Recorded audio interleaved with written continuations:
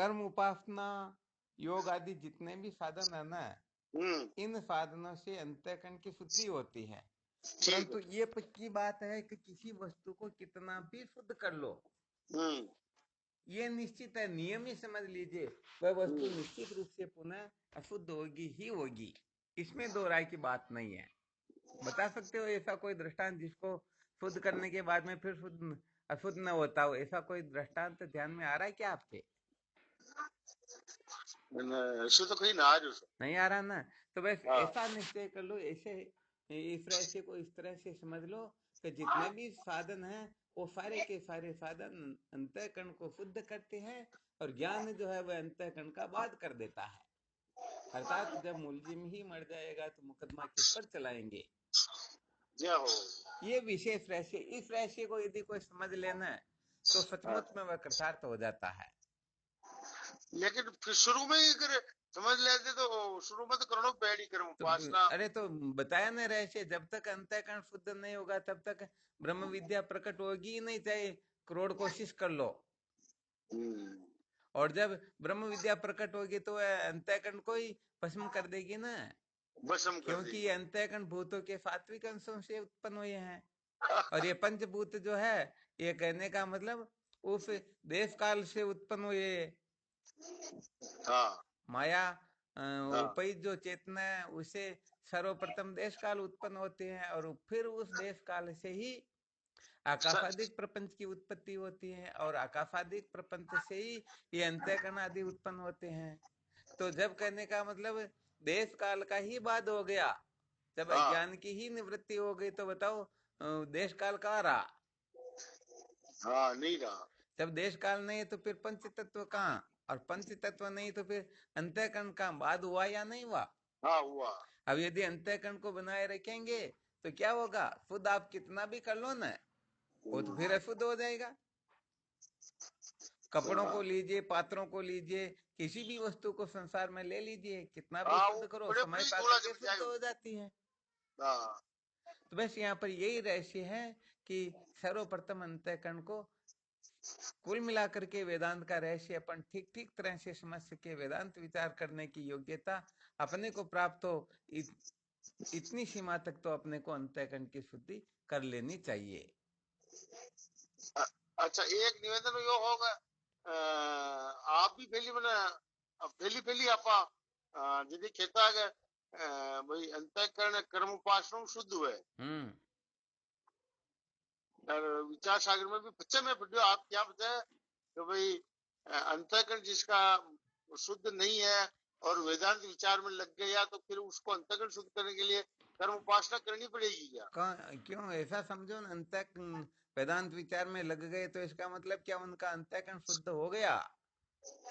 वेदांत विचार की ओर प्रवृत्त होना ही तो अंतःकरण की शुद्धि है। और इस जन्म का तो ये थोड़े तो अनादिकाल के अनंत जन्मों के पुण्य पुण्य से साधन भजन से अनेक जन्म भजन आता है, स्विचारम चिकित्सति। हम्म। तो पूर्व जन्म में जो साधना अंतःकरण को शुद्ध करती, वो साधना उनकी सिद्ध है, फलित। इसलिए उनकी स्वतः फिर वेदांत विचार की ओर प्रवृत्ति हो जाती है। तो प्रवृत्ति होने के बाद में ज्ञान जो होता है, सच्ची बात कहे तो ये शुद्धि अशुद्धि की अपेक्षा रखता ही नहीं। ज्ञान जी वस्तु स्वामी। के दिन होता तो चाहे कैसा भी क्यों ना हो, ज्ञान तो हो जाएगा।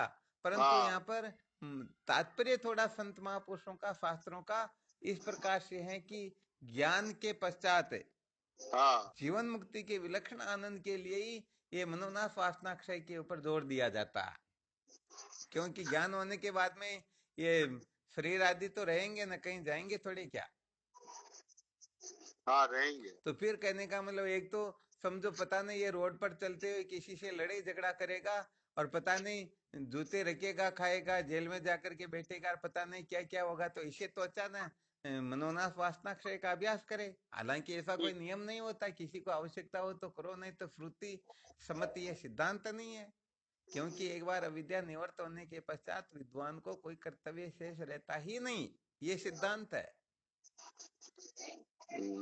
परंतु यहाँ पर होता है क्या है कि जैसे निष्काम भाव से किए हुए कर्मों के द्वारा चित्त शुद्धि होती है, और चित्त शुद्धि होने के बाद में तत्व जिज्ञासा की ओर लोगों को प्रवृत्त होना चाहिए।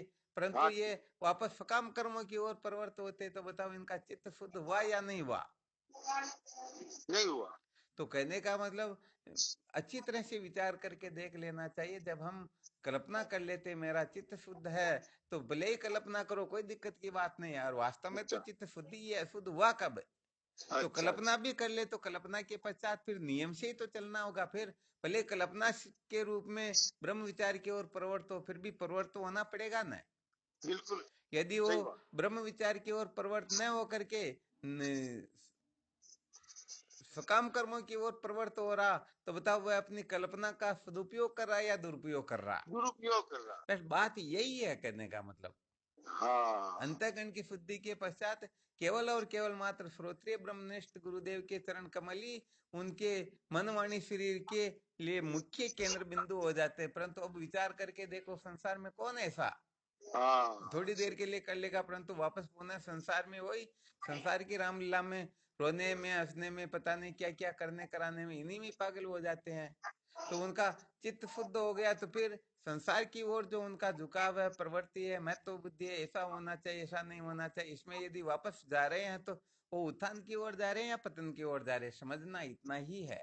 हाँ। धीरे धीरे स्वामी जी अगर चित्त शुद्ध हो जाए तो वो कहाँ जाए पाछू। अरे चित्त शुद्ध हो जाए तो सच्ची बात है, फिर संसार के झगड़े झमेली में वो नहीं पड़ना चाहेगा। ठीक, हाँ तीव्रतर प्रारंभ से जो होता वो तो होता रहेगा, परंतु होता स्वाभाविक रहेगा। रूप से यदि उस ओर प्रवृत्ति स्वाभाविक रूप से हो रही, तो समझो वो चित्त शुद्ध की कल्पना कर रहा। वरना हम्म। सच्ची बात, चित्त शुद्ध होने के पश्चात तो फिर उनकी किसी में ममता ममता होती नहीं, किसी में महत्व बुद्धि होती नहीं, संसार के किसी भी झगड़े झमेले में वो पड़ना नहीं चाहता। नहीं, एक जगह यो आयो कि भाई ये वेदांत श्रवण से ही आपका चित्त शुद्ध हो जाएगा। बिल्कुल हो जाएगा। तो वेदांत मतलब श्रवण करें तब न। तब न। यदि वेदांत श्रवण न करके समझो कोई कोर्ट कचहरी के चक्कर में पड़ की चर्चा क्यों करें? क्यों परंतु करें। अपन भी कहने का मतलब कहीं ना कहीं किसी न हाँ। किसी जगह पर जहां पर अपने को सचमुच में ज्यादा समय नहीं व्यतीत करना चाहिए, फिर भी हम कर देते हैं। हम्म। जबकि अब तो अंतिम समय अपना चल रहा, तो समझो वेदांत विचार के सिवाय किसी को महत्व दे ही नहीं, संसार जाने संसार का काम जाने। ठीक बात। तो बात ये होती, वरना ये नहीं कि अपने को क्या करना चाहिए क्या नहीं करना चाहिए, ये भी हमारा कहना नहीं होता कि ऐसा मत करो और ऐसा करो, ये कुछ नहीं कहना चाहते। परंतु ये एक तरह से समझो युक्ति बताई जाती है कि सचमुच में जो वेदांत श्रवण है इसको कहते हैं या नहीं कहते हैं। हम्म। तो साधक लोग क्या कि इसी जगह पर गड़बड़ करते हैं। वो अच्छा अच्छा। वो कहा ना कभी चोर ने चोरी की, हाँ कर्व ला करके सामान भर दिया, दूसरा चोर उनके घर से उठा के ले जाने लगा तो फिर चिल्लाने लगा चोर चोर चोर। तो बात हाँ। यहाँ पर ये कि वह जिस दिन दूसरों के घर से उठा कर लाया, उस दिन उसने अपने को खुद को चोर समझा या नहीं समझा? नहीं समझा। बस गड़बड़ ये होती। तो वास्तव में वेदांत विचार जो है, वेदांत श्रवण जो है, ये वेदांत श्रवण बहुत ऊंची कक्षा है। हम्म। वेदांत श्रवण के अंतर्गत क्योंकि तत्व जिज्ञासा उदय होती है, उसमें भी कर्म धन भोग से बिल्कुल विरक्ति हो जाती है। हम्म। तो वेदांत श्रवण के अंतर्गत तो फिर बात ही बहुत अलग ढंग की है। ठीक तो बात। कहने का मतलब हम वेदांत श्रवण तो 24 घंटे में समझो 1 2 5 मिनट के लिए कर देते हैं, और बाकी का समय जो संसार के पतड़े में पता नहीं क्या क्या करने में लगा देते हैं, किन किन को महत्व दे देते हैं। सही बात। तो इसलिए थोड़ा क्या कि वो क्या होता है कि फिर ये अंतःकरण की शुद्धि के साधनों के ऊपर फिर चर्चा चलने लग जाती। देखो कम से कम अपना इतना तो वैराग्य होना चाहिए, इतना तो विवेक होना चाहिए, इतना मन अपना उसमें होना चाहिए, इंद्रियां उसमें होनी चाहिए, कर्मादि के से रुचि होनी चाहिए, सुख दुख मान अपमान है या नहीं है, त्यागे हुए विषयों को फिर सेवन नहीं करना, अभिमान की निवृत्ति होनी चाहिए, सारी बातों का कथन किया जाता है। हाँ सही बात। ठीक स्वामी। ठीक होगी बारी। चलो बहुत संसद अच्छी। की निवृत्ति होगी। बहुत बहुत अच्छी बात है। हाँ अब अंतिम समय चालू